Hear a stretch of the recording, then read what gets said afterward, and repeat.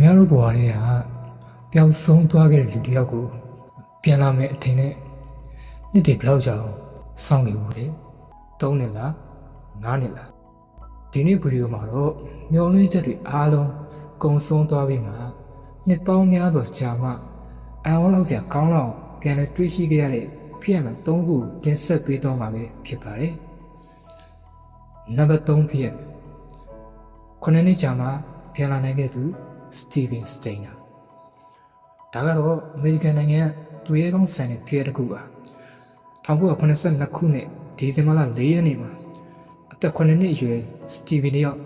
ကျောင်းဆင်းချိန်အိမ်ပြန်နှမ်းမှာပြန်ပြေးဆွဲခံခဲ့ရပါတယ်။ကဲနဲ့ပါနေဆိုတဲ့လူစုဟာစတီဗင်ကိုတားရင်တယောက်လိုဟန်ဆောင်ပြီး9နှစ်လုံးဖမ်းဆီးထားခဲ့ရပါဒါပေမဲ့1980ခုနှစ်မှာဒီလူစုဟာတင်မီပိုင်းလို့ခေါ်တဲ့9နှစ်ရွယ်ကလေးတယောက်ကိုထပ်ပြီးပြန်ပြေးဆွဲလာတဲ့အခါမှာတော့14နှစ်ရွယ်ရှိပြီဖြစ်တဲ့စတီဗင်ဟာအာကန်ခဲ့ရတယ်လို့ဒီကလေးအပြစ်မခံနိုင်ဘူးဆိုပြီးတင်မီကိုလက်ဆွဲကညဘက်ကြီးထွက်ပြေးလို့မြောက်လာခဲ့ပါတယ်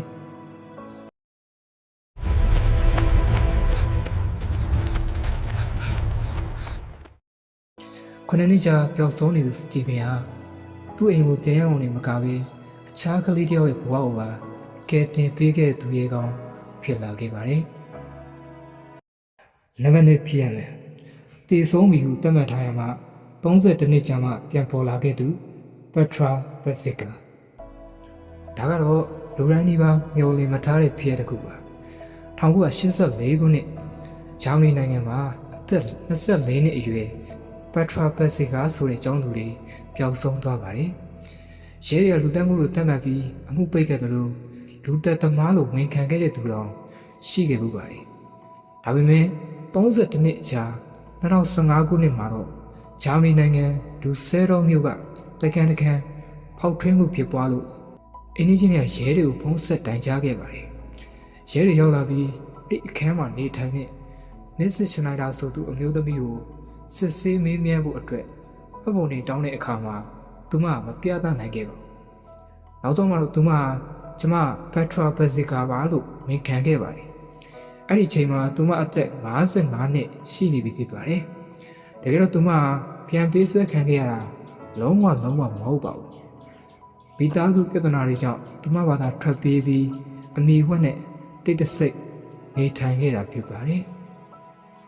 ပြန်တွေ့တဲ့အချိန်မှာလည်းမိသားစုနဲ့ပြန်လည်တွေ့ဆုံမှုကိုလုံးဝရင်းဆန်ခဲ့ပါတယ်32နှစ်လုံးဘဏ်အကောင့်မရှိ ID ကတ်မရှိပဲမျိုးကြီးတစ်မျိုးမှာနေထိုင်နိုင်ခဲ့တဲ့သူမရဲ့စွမ်းရည်နဲ့စိတ်သက်ခိုင်မာမှုကတော့တကယ်ကိုပဲအံ့ဩလောက်စရာပါပဲနံပါတ်1ဖြစ်အင်းကြီးရဲ့မြေရောက်ခန်းနဲ့26နှစ်ကြာနေခဲ့ရသူအိုမာဘင်အိုမန်နောက်ဆုံးနံပါတ်1ဖြစ်ကတော့ကဘာတလွားပိုးလေးတကြောဖြစ်ခဲ့တဲ့လက်တလောဖြစ်မှန်တကူပါ1998ခုနှစ်အဂျီးယားပြည်တွင်းစစ်ကာလမှာအသက်19နှစ်အရွယ်အိုမာဘင်အိုမန်တယောက်ပျောက်ဆုံးသွားပါတယ်မိသားစုကသူတည်ပြီးလို့သတ်မှတ်ခဲ့ပြီးဇာဝနာပွဲတော်ပြုလုပ်ခဲ့ပါတယ်ဒါပေမဲ့2024ခုနှစ်မေလမှာတော့သူ့အိမ်နဲ့မီတာ200လောက်ပဲဝေးတဲ့အင်းကြီးတယောက်ရဲ့တိုးကြံမြေရောက်ခန်းထဲမှာအိုမာကိုအရှင်လက်ပြန်တွေ့ခဲ့ရပါတယ်26နှစ်လုံးအင်းကြီးရဲ့ဖမ်းဆီးခြင်းကိုခံခဲ့ရပြီးသူ့မိသားစုရဲ့အတန်တွေကိုကြားနေရတာတော့မှအောက်လန်းပင်များနဲ့ပြူစားထားတယ်လို့ယုံကြည်အောင်အချောက်လန့်ခံထားသောကြောင့်အဝိတ်အကူအညီမတောင်းရခဲ့ပါဘူးဆိုရှယ်မီဒီယာပို့တစ်ခုကနေတဲလုံကရပြီးရဲတွေဝင်ရှာမှကောက်ရိုးပေါ်အောက်ကနေပြန်လည်လွတ်မြောက်လာခဲ့တာပါ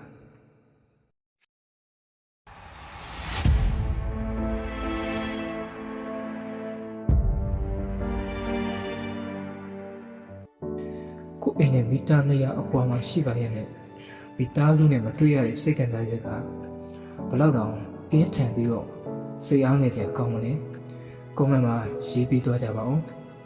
ဒီလိုမျိုးဗီဒီယိုတွေကိုချန်နယ်တက်တယ်ဆိုရင် channel ကို like and subscribe လုပ်ပေးသွားပါဦးနောက်ဗီဒီယိုတွေမှာပြန်တွေ့ပါ